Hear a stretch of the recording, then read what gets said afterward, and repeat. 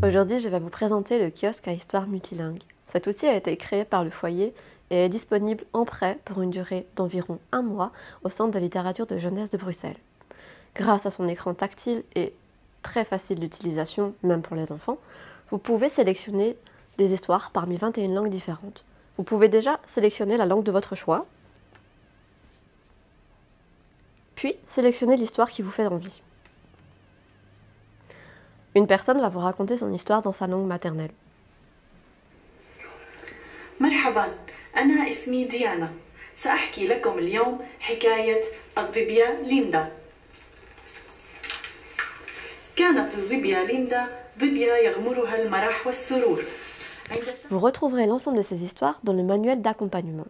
Chacune de ces histoires a sa durée ainsi que sa tranche d'âge spécifique. Les vidéos durent d'environ 1 à 11 minutes. C'est un outil parfait pour les enfants âgés de 3 à 10 ans. D'ailleurs, si vous êtes dans l'enseignement, le plan de pilotage demande à ce que l'éveil aux langues soit mis en place dès la 3e maternelle. Cet outil pourrait correspondre aux critères de cette demande. Et si vous vous demandiez ce qui se passe dans la tête d'un enfant lorsque celui-ci parle plusieurs langues, vous pouvez retrouver des informations complémentaires sur les sites Boucle d'Or et UNESCO disponibles dans la description. En plus des livres disponibles dans le kiosque, vous pouvez trouver une série de livres sans texte, accompagnant le kiosque. Ceux-ci ont l'avantage de pouvoir être racontés de la manière dont vous le souhaitez, selon votre langue parlée. Et au cas où vous seriez à la recherche de livres en langue étrangère, vous pouvez trouver une large disponibilité dans les bibliothèques du réseau bruxellois. Les bibliothécaires se feront un plaisir de vous aider.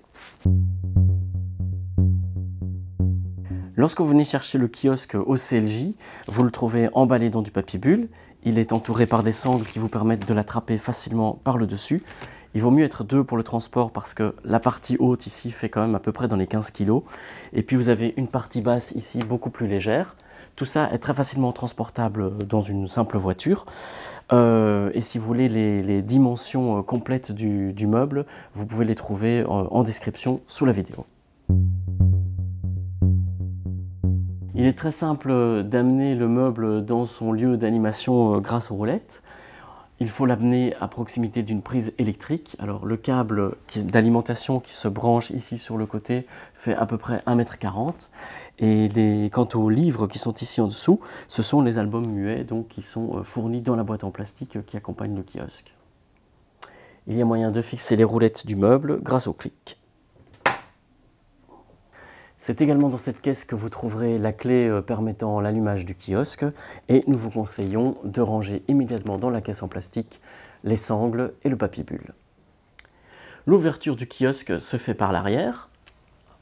Si vous êtes bien branché, une lampe orange est allumée, il suffit d'appuyer dessus. Hop, cela devient bleu.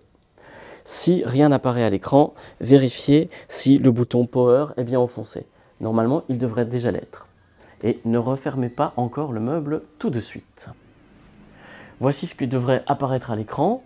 Vous appuyez ici sur le bouton Welcome et nous allons maintenant checker le volume de l'appareil. Alors pour ça, vous choisissez une langue au hasard, une histoire au hasard, vous la lancez. Bonjour, je m'appelle Eric. Aujourd'hui, je vais vous présenter l'histoire de...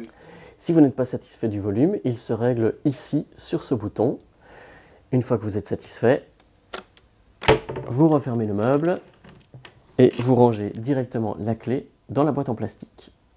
Si vous estimez que l'écran n'est pas assez propre, vous trouverez dans la boîte en plastique un chiffon microfibre et un produit nettoyant adapté. Pour la mise hors tension, préoccupez-vous uniquement de ce bouton-ci, vous appuyez une fois dessus. Lorsque c'est fait, avant le transport, ne pas oublier de bien refermer le meuble à clé. Le papier bulle se replace simplement comme un capuchon par-dessus. Et là, il faut être 2 pour la manipulation suivante. Une personne doit soulever, tandis que l'autre fait passer la sangle par-dessous. Voilà. Ce qui permet, en serrant bien à fond, de venir recréer une poignée d'un côté. Et on va faire la même chose de l'autre côté. Pour ce qui est de remettre les sangles, vous appuyez ici et vous faites rentrer la sangle par le côté opposé. La caisse en plastique avec les livres et le reste du matériel se range dans la partie basse du meuble grâce à la troisième sangle. Bon retour au CLJ.